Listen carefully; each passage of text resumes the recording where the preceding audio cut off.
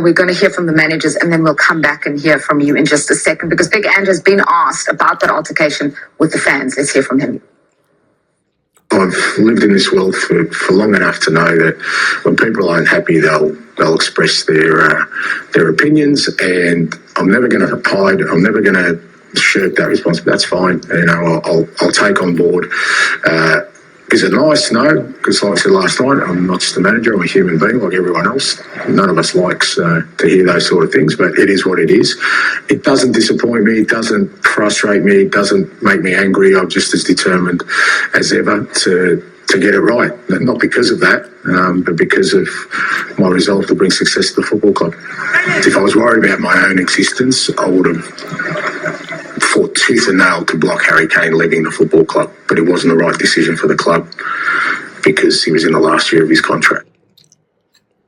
They are, first of all, very good players, very good manager. They play, it's very clear what they want to do on the ball and off the ball. And then what kind of problems they have, I don't know. You have to be there to understand what kind of problems.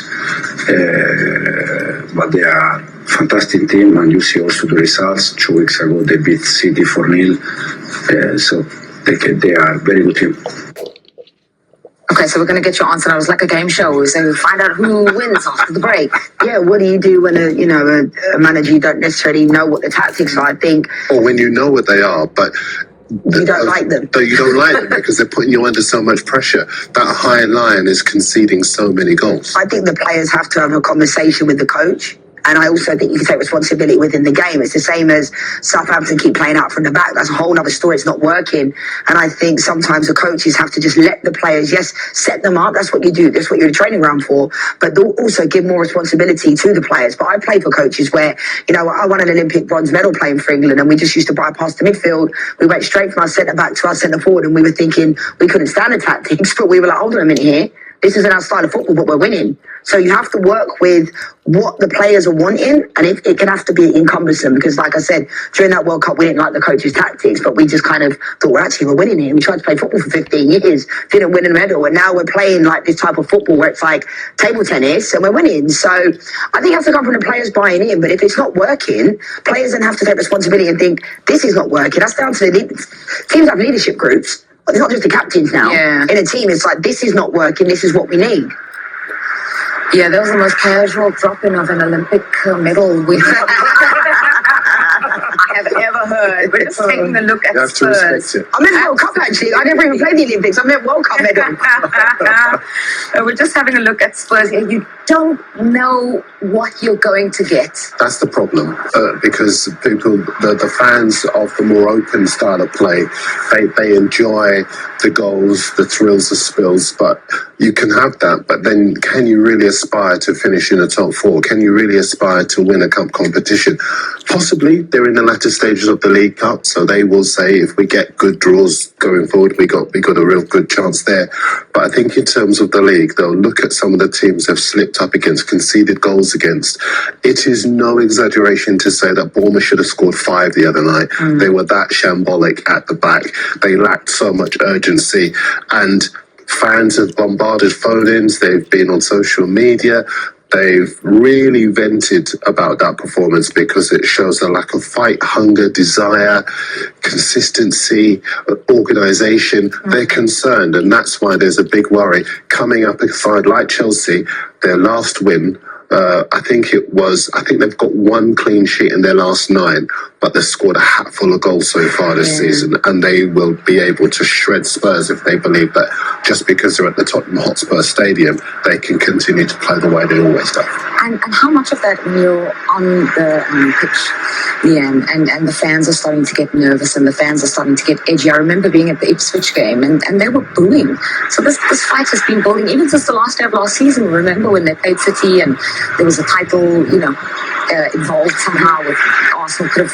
They could have helped Arsenal out and they didn't want to, and Ange couldn't believe it. He had to go at the fans. This whole fight with the fans has been going. Yeah, I mean, Antonio Conte, Jose Mourinho, this is what I was saying about the top of the show. Like, it can't always be the manager and the coaches. that have to take responsibility of the club. It has to come down to the players as well, and the players haven't been good enough of late.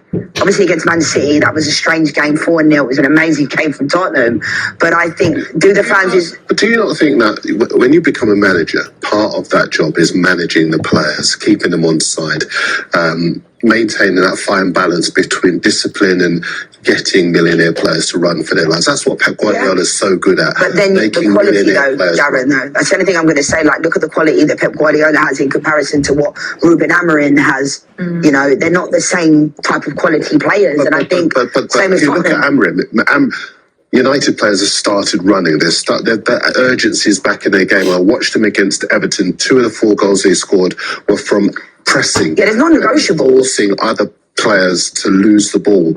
And I think that's what a manager's job is.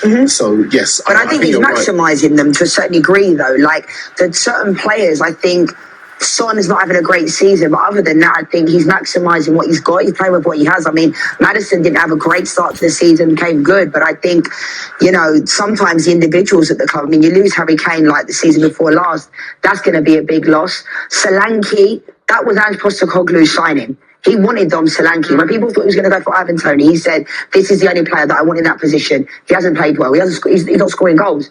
Changed a different dimension for them, hasn't he? Like, stretches them, does really good holding up the ball, but you're always going to be judged on goals. And Dom Solanke, for that much money, I don't think is produced in a way that Ange Postecoglou believed in him. But did the Tottenham fans really... I didn't think he was going to go for that much. 65 on it in the end. To Tottenham, coming from Bournemouth, yes, he banged in the goals there, but been quite underwhelming goal scoring wise. Yeah. Well, I got to ask from a goal scoring perspective, Chelsea, everything is going right for them going forward.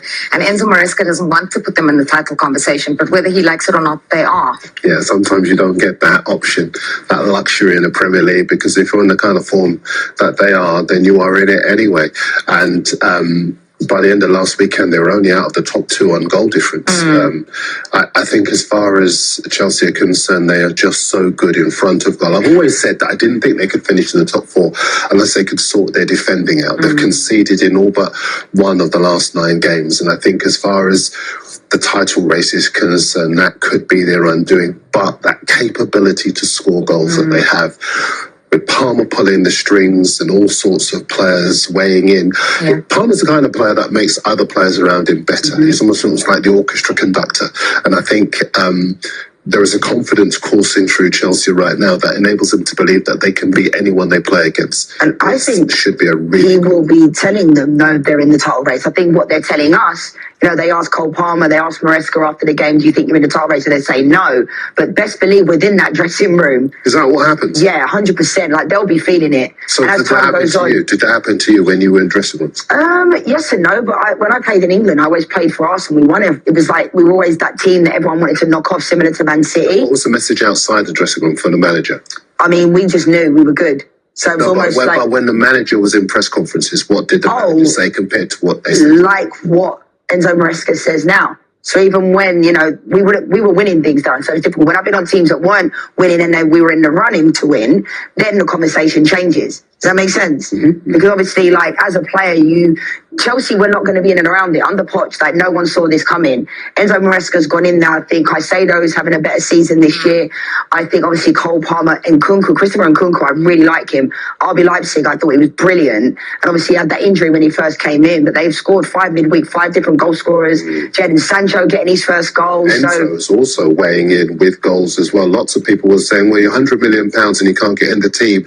And clearly, he's taken that on board because now he is in the side and he is grabbing goals and he is making that kind of contribution that a captain could make. And that's why when you look at that entire front 6, there are weapons, there are points of attack that I just cannot see Spurs dealing with.